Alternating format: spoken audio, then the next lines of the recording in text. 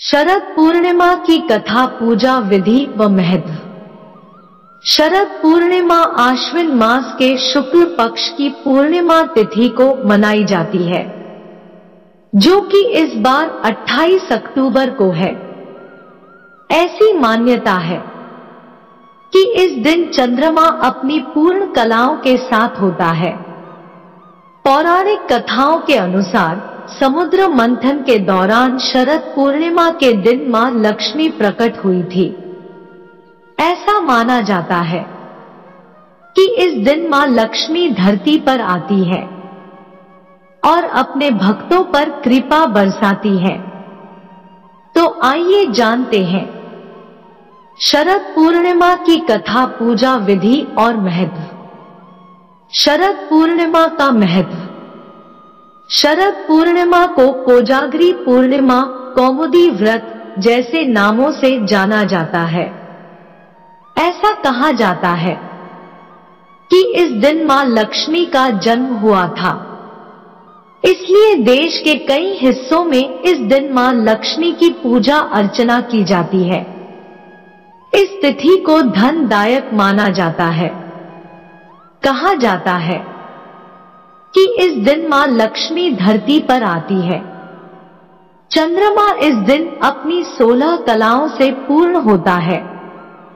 ऐसा कहा जाता है कि इस दिन चंद्रमा की किरणों से अमृत का बरसात होती है। शरद पूर्णिमा की कथा। हर महीने में पड़ने वाली पूर्णिमा तिथि पर व्रत करने से भगवान विष्णु और मां लक्ष्मी की विशेष कृपा प्राप्त होती है।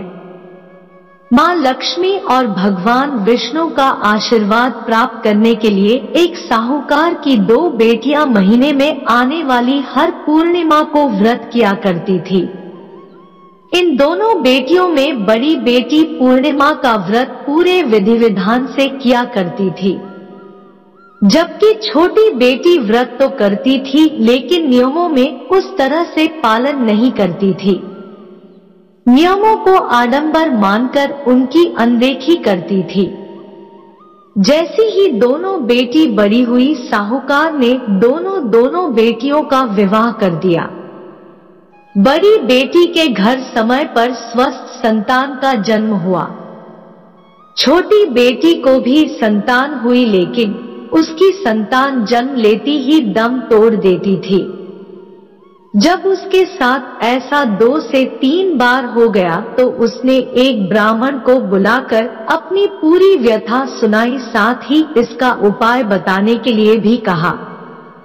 उसकी सारी बात सुनकर और कुछ प्रश्न पूछने के बाद ब्राह्मण ने उससे कहा कि तुम पूर्णिमा का अधूरा व्रत करती हो, इस कारण तुम्हें व्रत का पूरा फल नहीं मिल रहा है और तुम्हें अधूरे व्रत का दोष लगता है। ब्राह्मण की बात सुनकर छोटी बेटी ने पूर्णिमा व्रत पूरे विधि विधान से करने का निर्णय लिया, लेकिन पूर्णिमा आने से पहले ही उसने एक बेटे को जन्म दिया। जन्म लेते ही बेटे की मृत्यु हो गई। इस पर उसने अपने बेटे शव को एक पीढ़े पर रख दिया और ऊपर से एक कपड़ा इस तरह ढक दिया कि किसी को पता न चले। फिर उसने अपनी बड़ी बहन को बुलाया और बैठने के लिए वही पीढ़ा दे दिया। जैसे ही बड़ी बहन उस पीढ़े पर बैठने लगी, उसके लहंगे की किनारी बच्चे को छू गई और वह जीवित होकर तुरंत रोने लगा। इस पर बड़ी बहन पहले तो डर गई और फिर छोटी बहन पर क्रोधित होकर उसे डांटने लगी कि क्या तुम मुझ पर बच्चे की हत्या का दोष और कलंक लगाना चाहती हो? मेरे बैठने से यह बच्चा मर जाता तो। इस पर छोटी बहन ने उत्तर दिया, यह बच्चा मरा हुआ तो पहले से ही था।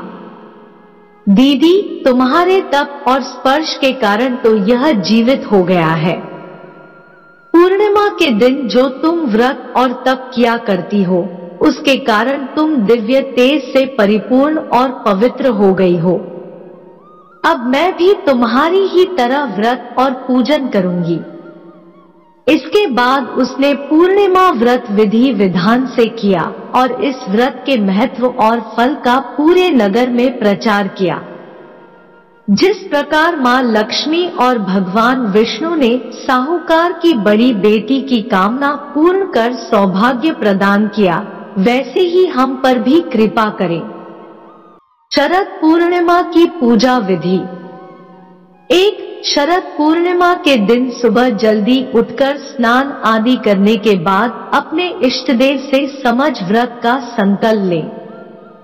2. ध्यान रखें कि पूजा के स्थान को अच्छे से साफ कर लें। इसके बाद मां लक्ष्मी और भगवान विष्णु की प्रतिमा स्थापित करें।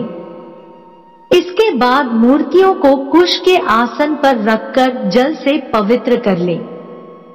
इसके बाद उन्हें गंध, अक्षत, पुष्प, धूप, दीप, नैवेद्य, तांबूल, सुपारी और दक्षिणा आदि अर्पित करें।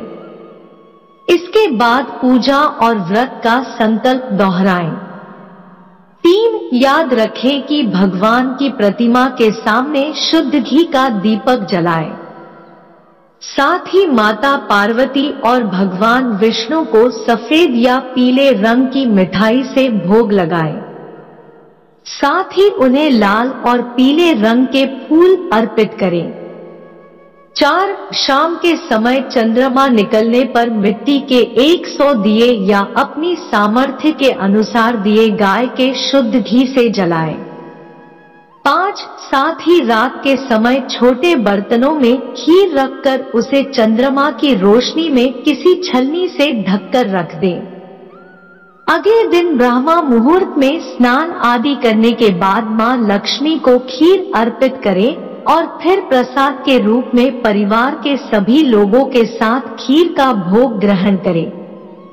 दोस्तों, यह जानकारी आपको कैसी लगी कमेंट बॉक्स में जरूर बताइएगा। वीडियो अच्छा लगा हो तो वीडियो को लाइक और शेयर करें, चैनल को सब्सक्राइब कर ले। धन्यवाद।